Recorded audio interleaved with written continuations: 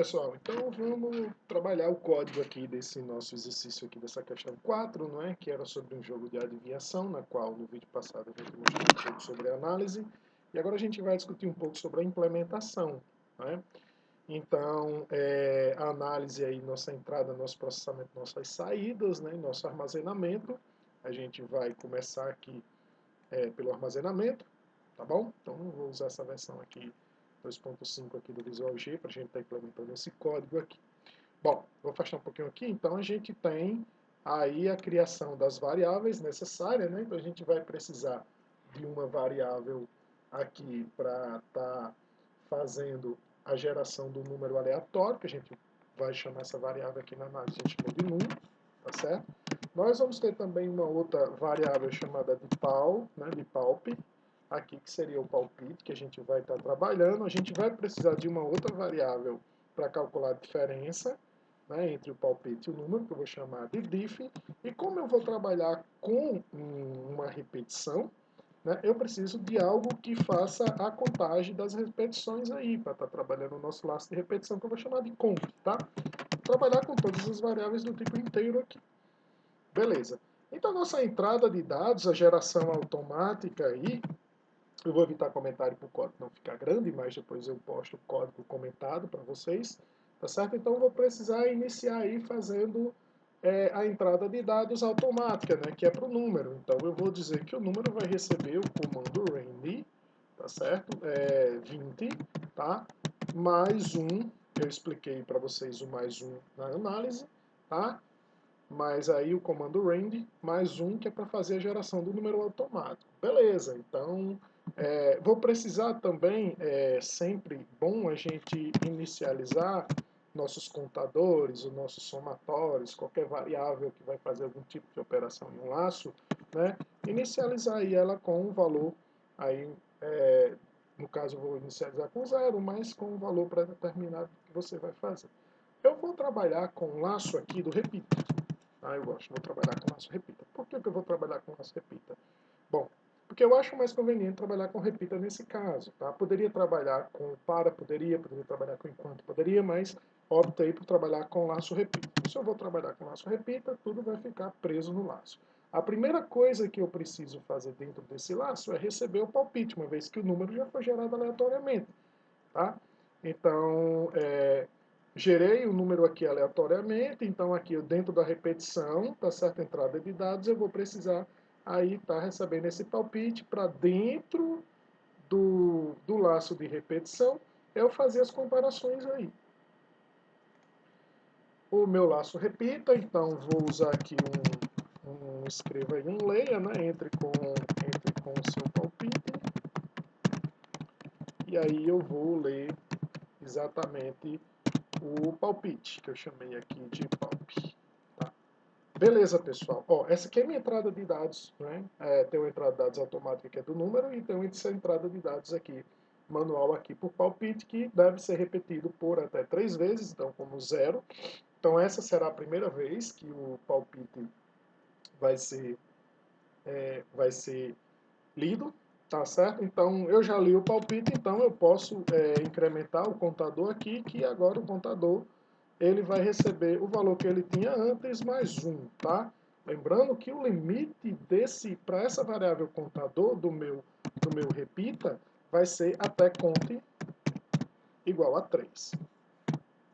Ou seja, pessoal, o laço repita vai ficar repetindo isso daqui, tá? Então eu fechei o laço aqui, ó, até que esse conte, que é a minha variável de controle, seja igual a 3. Beleza. Só que eu tenho que colocar aqui dentro, ó, minha estrutura de repetição, tá certo? Minha estrutura de repetição dentro para estar avaliando esse palpite. Então, a primeira coisa que eu vou fazer aí para colocar na minha estrutura de repetição, já que eu li, é para comparar aí se o nosso palpite vai estar aí, né, condizente com o número. Eu vou afastar um pouquinho aqui para baixo, que o laço repita vai terminar aqui. Então, olha só, pessoal. Então, eu vou estar fazendo aqui o comparativo. Vou perguntar se o meu palpite, ele é igual ao número que foi gerado, né?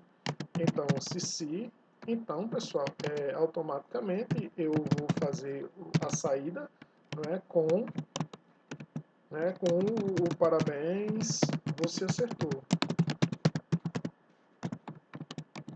Parabéns, você acertou, né? E aí eu vou usar um interrompa aqui, ó.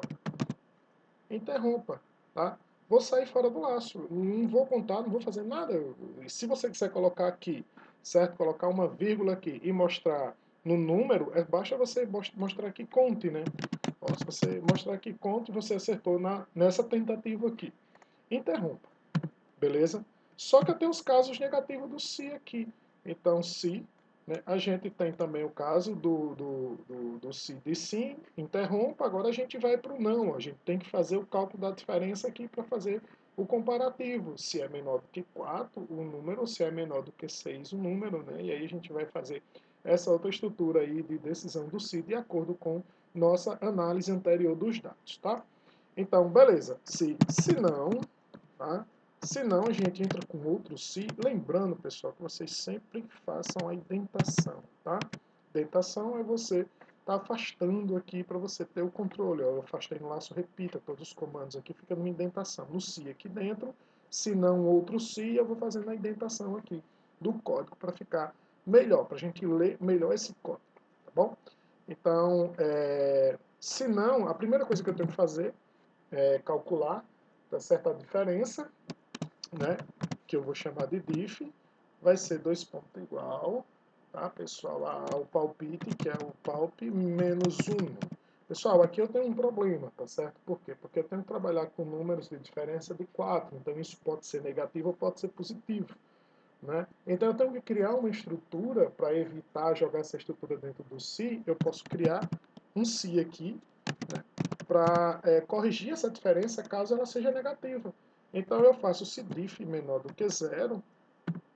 Tá? Então se esse diff for menor do que zero, então isso aqui só para corrigir mesmo o diff. Tá?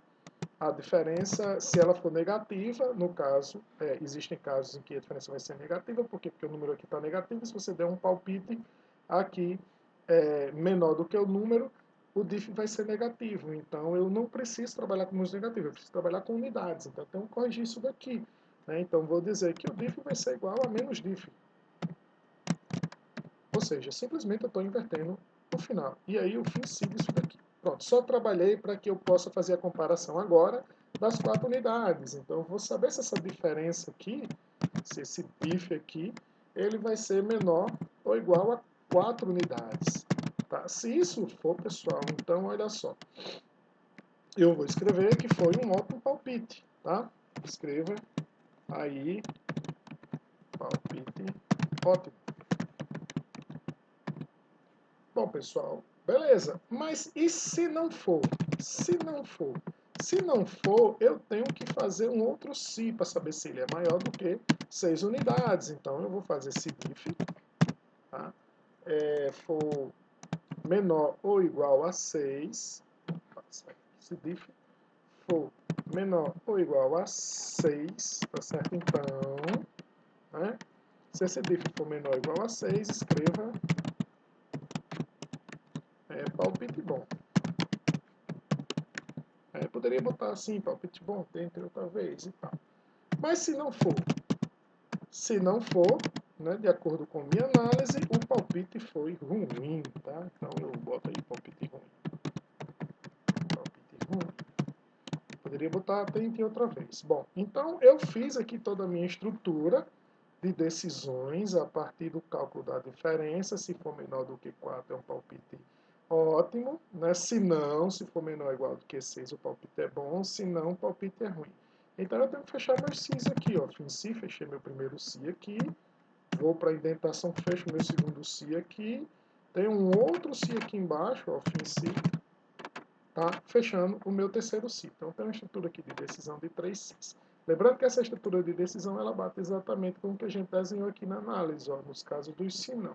É lógica excludente. Tá? Lógica excludente. Se isso não for verdade, então teste isso. Se não for, teste aquilo. Se caso não for nem isso nem aquilo, então tá ruim mesmo. Né? Então eu não tenho mais o que testar. Então é lógica excludente, é que o seu palpite foi muito ruim, seguindo aqui essa estrutura que a gente montou aqui da análise da questão da repetição dentro aqui dessa estrutura. Beleza? Ó, eu já trabalhei meu controle do laço, que é o count. Eu já trabalhei meu laço final, beleza? Count igual a 3, tá? Eu trabalhei a saída do laço, caso, não é, você acerte, mostrando em qual palpite você acertou. A única coisa agora que eu preciso trabalhar, pessoal, é a condição que você errou tudo. O count chegou igual a 3, então eu sei que se count for igual a 3 aqui, né?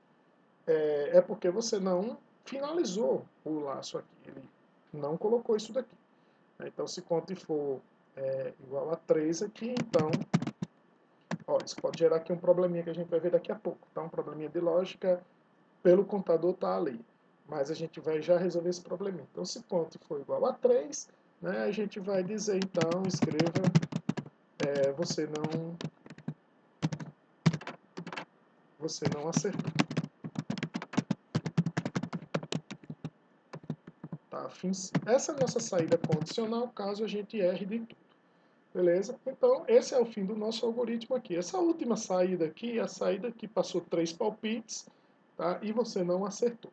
Bom, o que é legal é que a gente pode testar esse código aqui, então a gente pode testar ele aqui. Entre com o palpite, né? Eu vou entrar aqui com o palpite 3. Bom, foi um palpite ótimo, né?